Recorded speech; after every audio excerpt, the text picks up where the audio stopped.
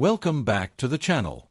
Today's story is unfolding fast, and it centers on a moment that was meant to be private, meaningful, and deeply personal for Lady Louise Windsor. Instead, it has become the subject of intense royal speculation after reports emerged that Sophie, the Duchess of Edinburgh, quietly blocked Queen Camilla from attending Lady Louise's milestone ceremony. The timing, the people involved, and the silence from the palace have only made this situation more intriguing. Lady Louise has always occupied a unique place within the royal family. As the daughter of Prince Edward and Sophie, she has grown up largely away from the spotlight, shielded from the pressures that often follow senior royals.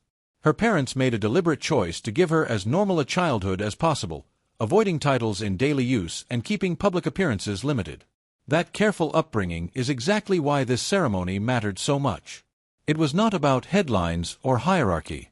It was about marking a personal achievement in Lady Louise's life, surrounded by those closest to her. According to royal insiders, the ceremony was planned months in advance and kept intentionally low-key. Invitations were selective, and the guest list reflected the family's desire to keep the focus firmly on Lady Louise. This is where Sophie's role becomes central. As a mother, Sophie has always been fiercely protective of her children. As a senior royal, she also understands the internal dynamics of the family better than most. Sources suggest that Sophie took direct control of the arrangements, ensuring that the event would remain calm, respectful, and free from internal tension. Queen Camilla's absence, however, did not go unnoticed.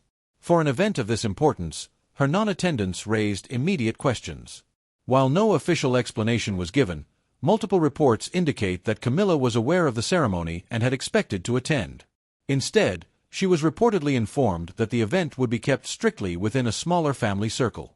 The message was polite, measured, and firm.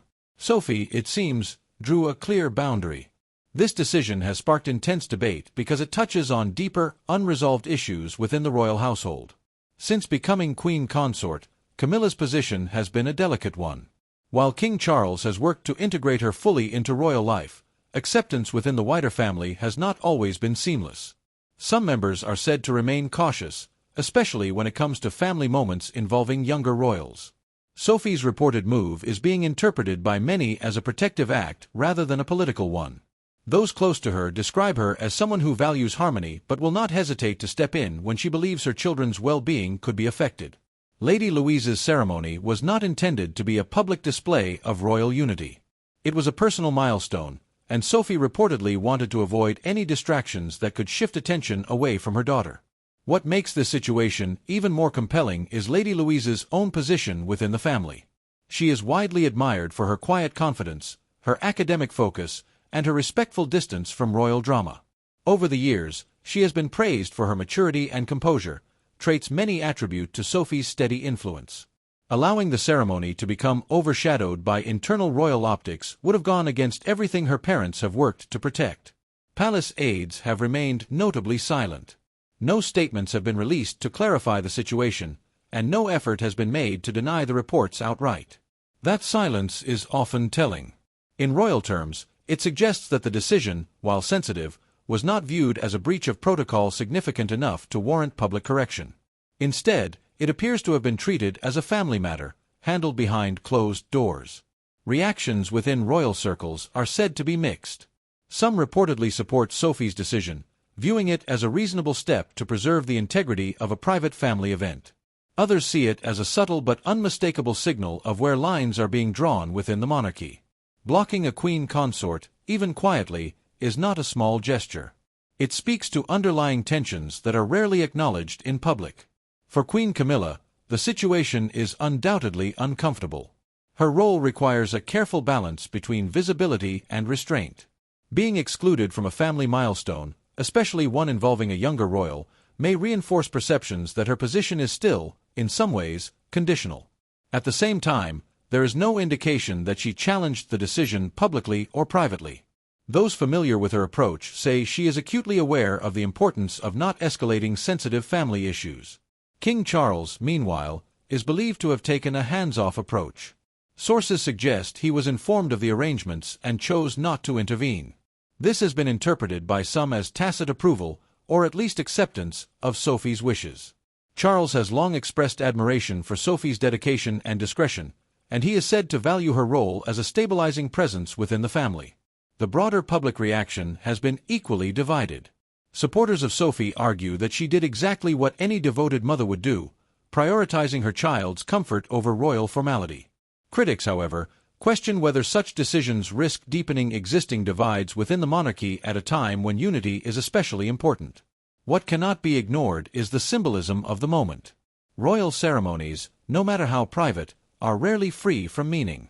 Who is included, who is absent, and who controls the guest list all send subtle messages. In this case, the message appears to be that Lady Louise's personal journey takes precedence over institutional expectations. As the monarchy continues to evolve, situations like this highlight the ongoing tension between tradition and personal boundaries. Sophie has often been described as one of the most grounded and relatable members of the royal family.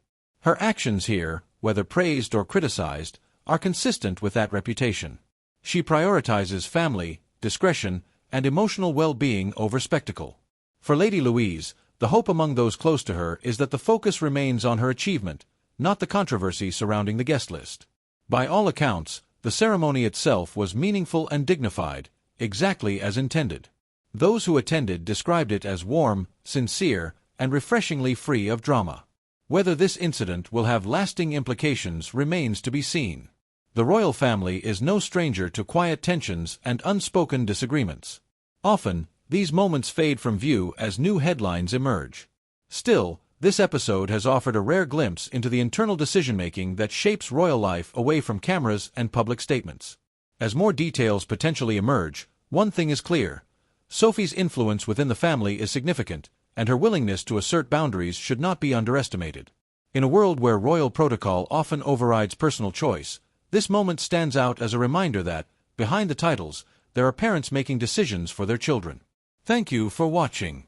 If you want more in-depth updates and thoughtful analysis on royal family developments, make sure to subscribe and turn on notifications so you don't miss the next video.